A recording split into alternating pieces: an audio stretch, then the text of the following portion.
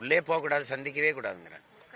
அது எந்த மாதிரி அனுமதி இல்லை, அது அனுமதி இல்லைன்னா இதெல்லாம் சொல்கிறதுக்கு இவங்களுக்கு என்னத்த? நீங்கள் ஒன்று கவனிக்கணும், ஒரு நாட்டில் நடக்கிற அநியாயம் அக்கிரமத்தை எடுத்து கூறுவதை, எடுத்து பேசுவதை குற்றமாக கருதுமானால் அந்த நாட்டை குற்றவாளிகள் ஆளுகிறார்கள் என்று பொருள் என்று எட்வர்ட் ஸ்னோடன் சொல்கிறான், ஒரு அறிஞர். இப்போ இது எந்த மாதிரியான ஆட்சி முறை? ஒரு பிரச்சனையை சொல்லி போராடுறதுக்கே அனுமதி இல்லைன்னா அது எவ்வளவு கொடுமையான ஒரு ஆட்சி முறை. அது சர்வாதிகாரம்னு கூட சொல்லக்கூடாது. ஏன்னா சர்வாதிகாரம்ங்கிறது நேர்மையான ஆட்சியாளன் சர்வாதிகாரமாக தான் ஆட்சி நடத்துவான். ஒரு நேர்மையாளன் சர்வாதிகாரியாக தான் இருக்க முடியும். இதெல்லாம் சர்வாதிகாரத்தில் வராது, இதெல்லாம் கொடுங்கோன்மை. ஒரு பிரச்சனை இருக்குது, நீ போராடவே அனுமதிக்கணும்னா இவன் பிரச்சனை எனக்கு எப்படி தெரியும், இவங்க பிரச்சனை எப்படி தெரியும், இவர் பிரச்சனை எப்படி, இவர் பிரச்சனை எனக்கு எப்படி வெளியில் தெரியும்? எதுவுமே சொல்லாத நீ பேசாமல் இருன்னு குறவழியை நெரிக்கிறது கொடுங்கோன்மையா இல்லையா?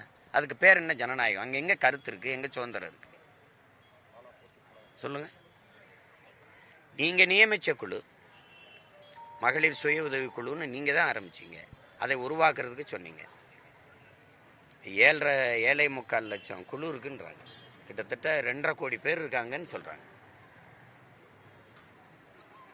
அதாவது எப்படி இருக்கு பாருங்க. அவங்கள உருவாச்சு எல்லா வேலை திட்டத்துக்கும் எங்களை தான் பயன்படுத்துகிறாங்க. இப்போ காலை உணவு திட்டமாக நாங்கள் தான் பண்ணி செய்யணும், இந்த இப்போ நான் முதல்வன் திட்டமாக நாங்கள் தான் வேலை செய்யணும், உங்கள் கனவு என்னன்னு கேட்டு சொல்லணுமா அதுவும் நாங்கள் தான் சொல்லணும்.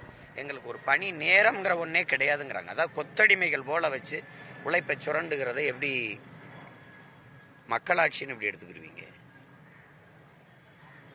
சமீப கால போராட்டங்கள் ரொம்ப அதிகமாக இருக்கு.